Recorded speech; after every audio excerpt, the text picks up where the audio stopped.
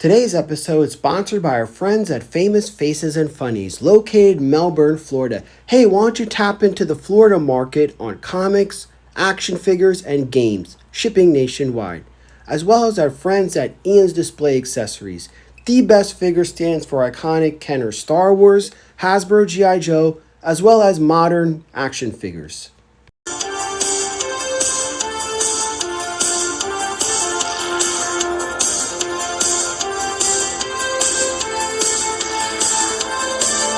Hello and welcome to another exciting episode of Codename YouTube 2.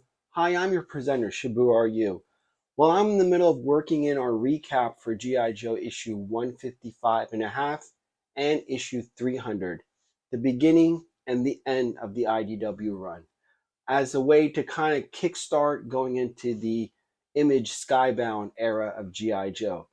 Now, when this figure arrived, to my surprise, and I think this figure's mythos is really interesting. So that's why I'm a little bit excited about this figure. That's really rare. Um, Now, when this figure character was announced, a lot of Gen Xers were like, this must be a new character. And a lot of people that followed the Sunbow series thought the same thing, that this is a new character. But the fact, what if I told you that even though that this character was mostly featured in the Devil's Due era, that this character made its first appearance in the very first issue of G.I. Joe. You may be thinking to yourself, wait a second, I know all the 13 characters. I mean, every YouTube channel has covered, from HCC 788, Retro Blasting. They covered all the original Joes. So who the hell could be missing? We're going to take a look at Jodie Shooter Craig. You may be thinking, what? And I'll show you how this lady made her first appearance in issue 1 of the Marvel run. All under your nose, and nobody had an idea. And even the Joes had no idea of her position within G.I. Joe. So that adds to the complexity and the mythology of this character, and why this character has me giddy and excited because of this. It's very rare that you would throw something out there that would stump the vast majority of Joe fans. And I think that's why this character is intriguing. So let's take a look at the mythos and the figure of Jodie Craig. Back in 2016, the G.I. Joe Club did a featurette on Jodie Craig. But since we have an influx of new sudden G.I. Joe fans since the launch of the Classified series, and I've also noticed that people that have already reviewed this figure kind of don't know the mythos correctly, and they're kind of saying she's a new character. Well, she kind of makes her first appearance in the iconic issue number 1 of the Marvel run. Now, all of our friends have covered Lady Doomsday and the 13 original Joes to full extent, but the fact of the matter remains that if you look at that bottom panel, you'll see the 13 Joes, but you'll see a hand covering the 14th Joe, codename Shooter. Now, you look at it and say, oh, that's a white Caucasian male. But so that's what I mean. Jodie has been retconned to being that character. And that's what's really interesting. Think of it as Star Wars making Rogue One out of that one scene in the beginning of The New Hope with the Death Star plans, kind of like that. So Larry Hama wrote this entire Declassifieds arc. And just for a second, the Devil's Due run is absolutely beautiful. I mean, the artwork, you have Adam Hughes, J. Scott Campbell, so many amazing artists started off on this. Now, let's talk about the Devil's Due run for a second. A lot of fans have been asking me why I haven't covered the Devil's Due run.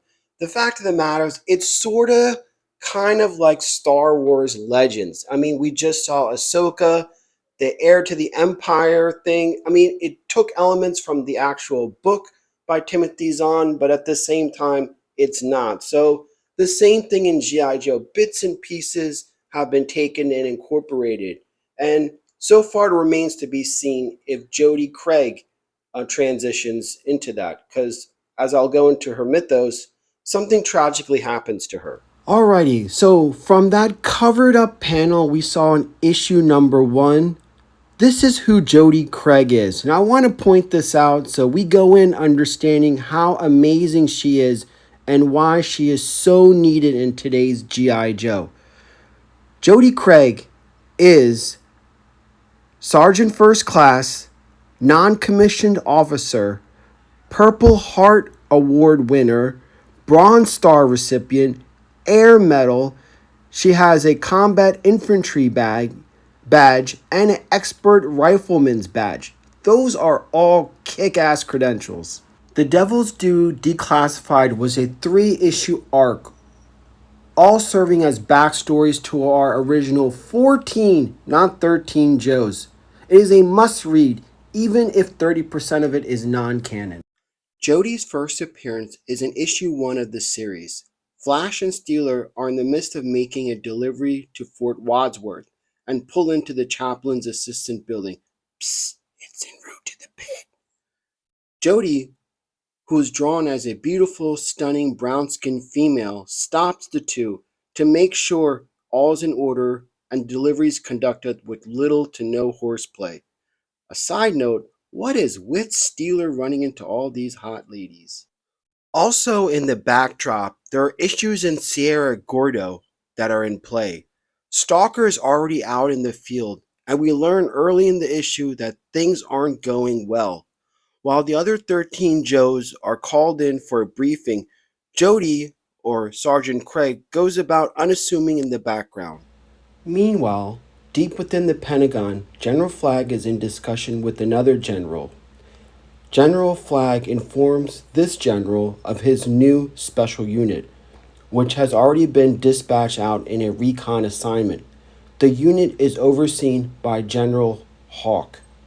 Now, my regulars can attest to this. When we recap the Silent Option story arc, boy, does that shed light on what a douchebag Hawk is and manipulating and controlling everybody within G.I. Joe.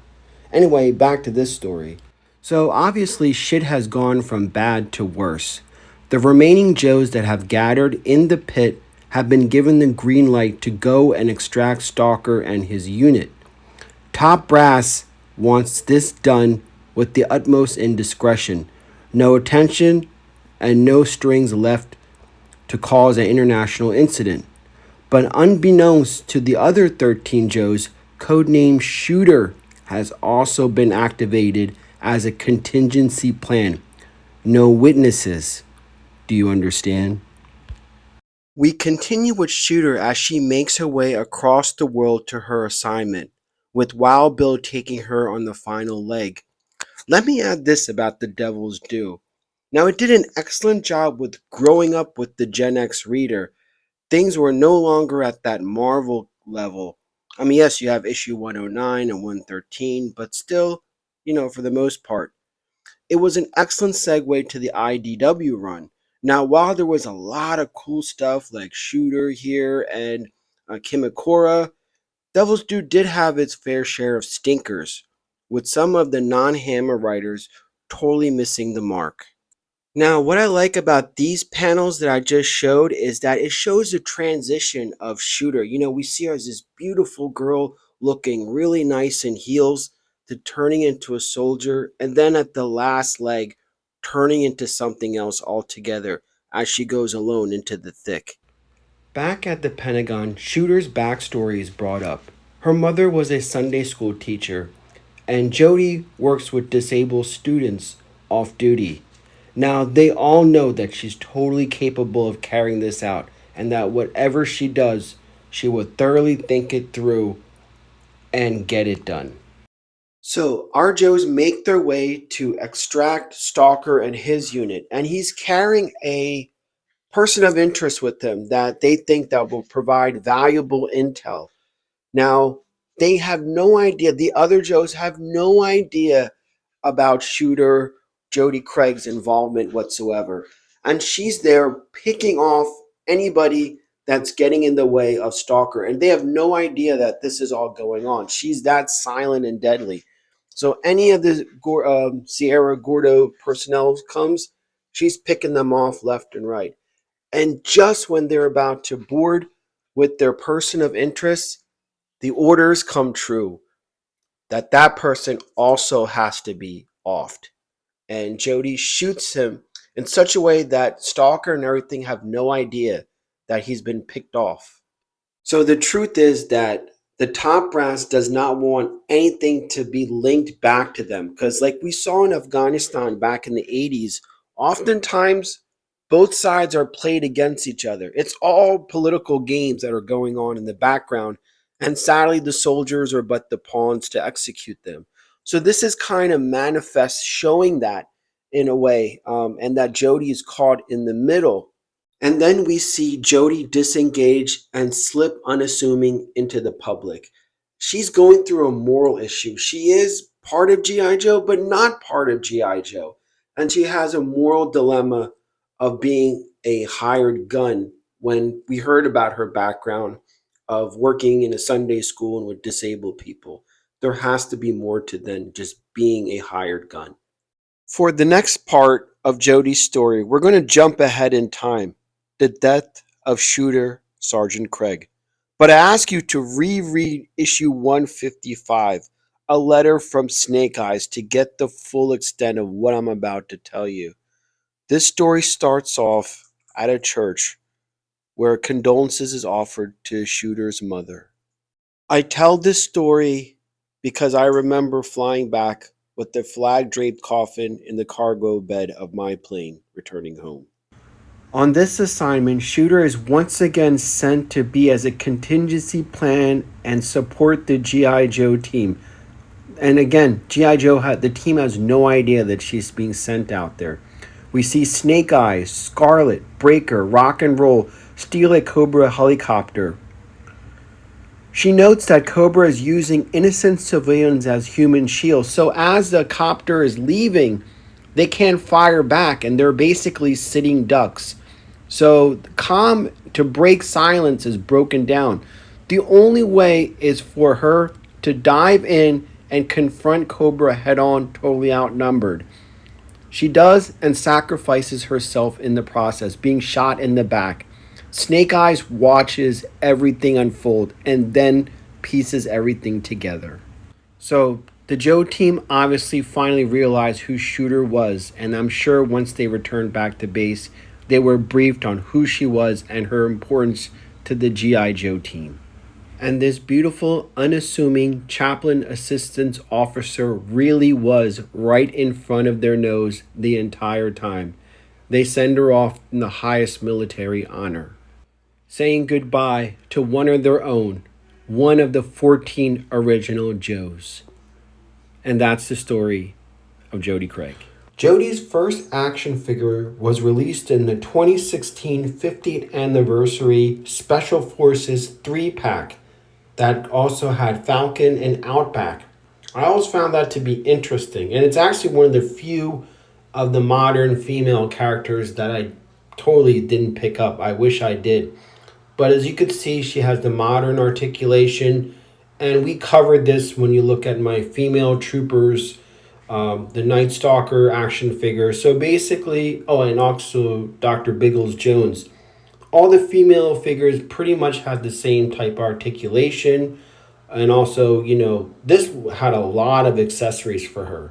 Alrighty, so far the G.I. Joe line for female characters has been quite impressive versus the few that we got during 1982 to 1994. And again, that's a tribute to Hasbro for accommodating that and making sure that comes across. Also, I have to give credit where credit is due. The diversity that the female characters are implementing is excellent. I mean, I talked about it when we looked at the Valkyrie. I mean, that could be an African American or Indian like me, or Mexican, or Latino based character. But again, the way, and then of course the Blue Ninja, which is Revanche, which is a robot, but still, the Asian, you would say that's more of an Asian type of skin tone. And this one is definitely, I would say, African American, or again Indian as well. I don't know, with her hair being straight like that, I would say it looks more like one of my cousins or something like that. But we're going to take a look at the figure, and again, like, just to pay homage to the, I mean, I've shown this so many times, the extensive uh, female characters, especially with the modern. That's where the 25th anniversary or the modern figures basically shine, with the female characters making more of a huge leaps and bounds over the O-ring figures. I mean, I loved collecting these. When the GI Joe Club, we see Dr. Biggles Jones back there, um, and we did an episode about her. But they really did a good job with that, with the modern figures. I would have to say that. And the 6-inch, I mean, they're doing that at the same time. So let's take a look at the box for Jodie Craig. Not spend too much time. 90. Again, this is the windowless packaging. Night Force, and look at that. Black. Actual Night Force colors. Where with Big Ben, it was just it was just his 1991 figure, but they called him Black Force for some, Night Force for some reason. But this one legitimately is a Night Force character. And the face sculpt, everything, yeah, like I said, she looks like she's one of my cousins. So that's kind of funny. But we'll take a look at her and open her up and see what's all included. Alrighty, we have an actually very interesting assortment of accessories. Obviously, her sniper rifle is prominently featured, but I like the fact that she has this kind of Bowie knife versus the regular survival stealth knife, with the curved blade. She has her sidearm and also different hairstyles. When she comes out, she's already wearing her gas mask, and maybe that is a theme with the Night Force, because remember, let me see if I could find it here. Big Ben also came with a gas mask as well, so I don't know if that's a theme that supposedly this incarnation of Night Force is. I don't know why I'm calling it Black Force, so forgive me. I'm thinking of, like, Black Series for Star Wars and shit, so you gotta forgive me on that. But we see that Big Ben had a gas mask. Now, the thing about hers is that I believe hers comes off.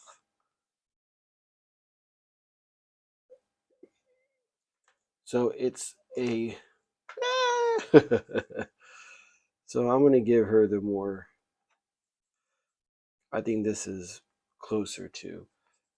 But we're going to set her up, get her assembled. But I think I like this hairstyle a lot better for her. I think that's pretty cool. But we're going to set her up using Ian's display stands, and but this is one piece. If you could see, like, her hair and the gas mask is all in one, so that's kind of cool that they do that. The same thing with Big Ben. This is just the entire headpiece, so it's cool. And just for fun, like, going down the rabbit hole on the evolution of the gas mask or hazard mask is a rabbit hole that is a video by itself.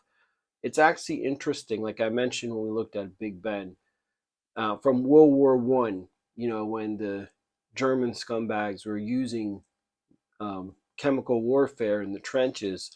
That must have been, like, of all the wars, looking like analysis, that must have been horrific. Like, people that are dirty, like that must have been a cesspool of disease and all kinds of stuff. Those trenches in World War One, I think, in history, are the worst conditions, to operate in. So, I mean, there's no World War One vets around, but you got to tip your hat to those guys, man. Alrighty, so here we have Jodie out of the packaging. Again, special thanks to Ian's Display Stands for providing us these amazing figure stands like they always do since 2015. I only use Ian's, and I know I sound like a broken record, but that's because he is that fucking awesome. And he's also in development for 6-inch like for the Serpentor's chariot. So definitely check out his page because there's a lot of new display stands, especially if you have boxes. He even has displays for your boxes. So I know we have a lot of people that collect the retro boxes for Star Wars and GI Joes. Definitely check out Ian. He has the answer for every single need for displaying. And again, how many people do you know that American owned business that is authorized and a preferred vendor by Star Wars during Celebration?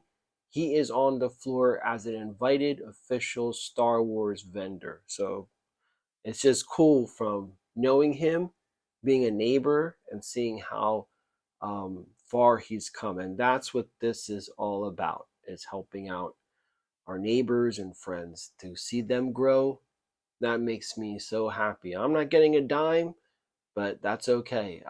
I get just as much thrill in seeing somebody, a good person, succeed in the community. But anyway, let's go back to this. All right, so we have Jodie prominently featured. I like to point out some cool little detailing, and that's her sneakers, her shoes. You could say that these are boots, rock climbing boots, because she has to climb in order to be a sniper. And the other thing is, snipers usually work as teams. There's someone that calls out to position, and then there's a guy who pulls a trigger, as we saw in American Sniper, that Bradley Cooper movie. But that's how it really goes in real life. So that is definitely, it's always teams that work together, and they're always dispatched first. So usually they go in, and then once they do what they need to do, they'll say, all right, it's cool to press forward. So when you see patrol units, articulated Chad could attest to this, but they give the go ahead for units to advance usually. So they are a very important part. That's what their most important role is making sure that zones are clear for advancing infantry. So not shooting, though it does happen, but the most important element of their job is to make sure and call out when it's safe to advance or to go on patrol. That's their number one responsibility. That I saw. So okay. So anyway, going back to this figure, let's look at the detailing of her. I think um, beautifully done. This is a very good figure, very well done. Look at that. You got a booty shot. That's pretty good too. Yeah. But her side piece, I like how her knife is properly positioned where she could use it. Not like, some of the other classifieds I didn't like how they were positioned. But this one is nice. It shows that, she's ready, that the um, the weapon is easy for her to access at a moment's notice if she should need it. That's well done. Her side piece is excellently positioned. This figure is absolutely stunning. Her face sculpt is very, very nicely done. And like I said, you whatever you decide, she could be African American, she could be like me, um, but I think this is a very nice addition. And just to show you, she is a little bit shorter than some of the other female characters. Now we have the Baroness there. I mean, the Baroness is obviously taller, and usually our women are smaller to the average Caucasian woman, I guess. I don't know. But yeah, the same thing with Scarlet. She is a tad shorter than Scarlet, not by much, and she's more in line with the Valkyrie figures. I think like these two Valkyrie Cobra ones, she's more. I knew that was going to happen. but I think she's more like equal to those. So again, I think this is just a phenomenal figure. I'm really impressed with this one. Not so much that was with Big Ben or the Range Viper, but this one is a nice grounded. This is something you will see out in the field. So I think I love this one a lot. And her sniper rifle is properly, accurately depicted. This is a beautiful, and you see, she does have a backpack. When I said Big Ben didn't, for some unforeseen reason, they totally missed that with Big Ben. But I'm glad they included something for her to carry around that big ass sniper rifle because um, on display this could be a problem because it sticks out so far much. So you have to position it probably, again for displaying purposes. That would make sense, but TGC Customs, I think, makes a Jordan the scale. So you could replace her feet by giving her a set of Air Jordans. Air Jordan 1s, I think, to be honest with you. So I'm actually going to do that. I'm going to ask TGC Customs to provide me a pair of female Air Jordan 1 sneakers to put on her to do a little bit of customizing there. So that's going to be pretty damn cool. But this figure, I am ecstatic. I think this is a definitely top tier figure so far in this new wave that's been coming out. The Valkyries are awesome, and I think this is a wonderful, wonderful addition to that, adding to the diversity and just the overall aesthetic of the Classify line. That's where this is excelling in right now.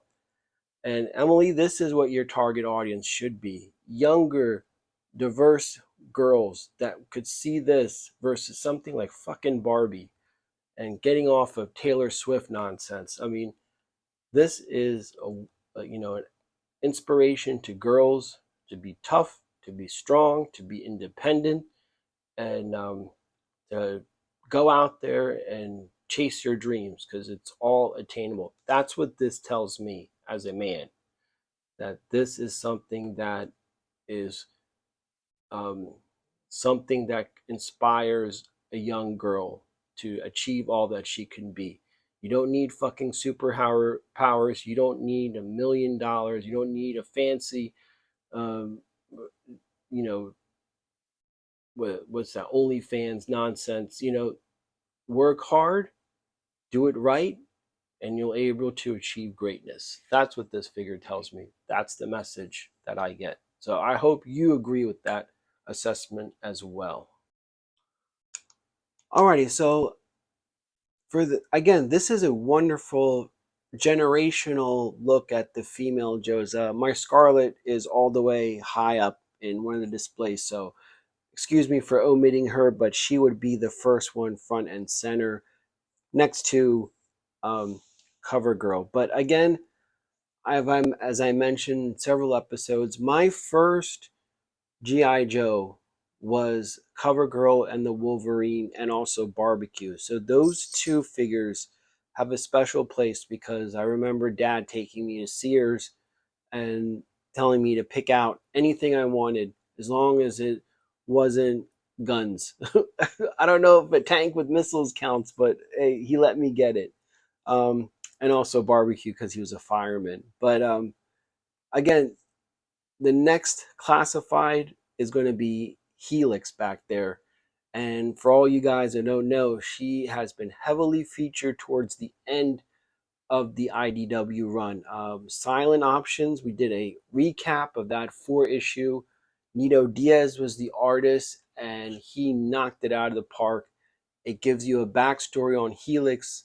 We're also missing a Dawn Marino figure, so the Lady Snake Eyes. So I definitely hope that I don't know what Emily and the Hasbro team is waiting for, but you would think that they would want to feature that female Snake Eyes figure, and she's a badass herself. And Helix, in the story arc, I'm kind of recapping, Helix and Dawn Marino were like equals. So that tells you how good she is. So when her figure gets released, I'm really excited about that because she has an amazing story, and that's what makes reading the comics so much fun. And then looking at their toy version. Now, again, with Jodie, it's a little bit different. Like she is like I said, she was featured more in The Devil's Due, and then she was killed off. So a lot of people don't know about her and are not able to connect with her because she was primarily featured in the quote unquote dark period of GI Joe. You know, a lot we see this, and I'm saying it tongue in cheek. I know I've been ripping these, but it's good when it's bad. It's good in the sense that it's good to get interest in GI Joe. It's bad because everybody is an expert, and whatever. To each his own, but also have some reverence for the people that stuck through it, like the HCCs, the 3D Joes, the Timmer from Half the Battle, Joe Motion, me, like all these content creators. We you should see our views. They were like less than anything that's Transformers, and most of these Transformers or Star Wars, and most of these Transformer YouTubers read on makingstarwars.net. That's all they do is they read that, and then they have a fucking YouTube channel, and they have 100K subscribers. That's bullshit. Just reading someone else's work and doing those fancy video editing, that's ridiculous. I mean, I know all of us put in a lot of work, like researching, digging in things, editing. I'm not good at computer shit. I mean, I'm Indian descent, but I do not know computer. So it's a struggle to do all that stuff for me. But going back to this, that it was fun doing the research on Jodie because I knew who she was, but I didn't know that she was killed off. Like, because I mean, I did Marvel and IDW because The Devil's Due it really isn't canon. They kind of like the Star Wars Legend series. It's kind of in that zone. So that's what makes it interesting to kind of, all right, even the same thing with Kimakura or Sean Collins. Like his portrayal in the IDW run is a lot different than the Devil's Due run. But Larry Hama took bits and pieces from that and canonized it. I hope they do the same thing with Jodie because I think a lot of girls would really be interested in this character. And this is where you could attract a new G.I. Joe fan base. Alrighty, so that does it for this episode. Thanks for watching. Make sure you like and subscribe if you haven't. And hey, share this video if you want. I think this is kind of interesting that this is the 14th Joe that nobody realized was out there. And I think, like I said, this figure gets an A+. This is one of those times that I am very happy to be a G.I. Joe fan. And I think that despite Emily's shenanigans, that this is going in the right direction. Now, all we need to do is create something as cheesy as Deke animated series for the younger kids and attract more diversity and a younger fan base so G.I. Joe will live on past the Gen Xers, because that is the ultimate goal, to bring people together and pass down these wonderful values that G.I. Joe gives us. I said G.I. Jive. G.I. Joe gives us, because I think, especially what's going on in the world today, that this message of G.I. Joe coming together and working together to defeat evil is desperately, desperately needed. Thanks for watching, and we'll see you on the next episode of Codename YouTube Hero 2. Take care.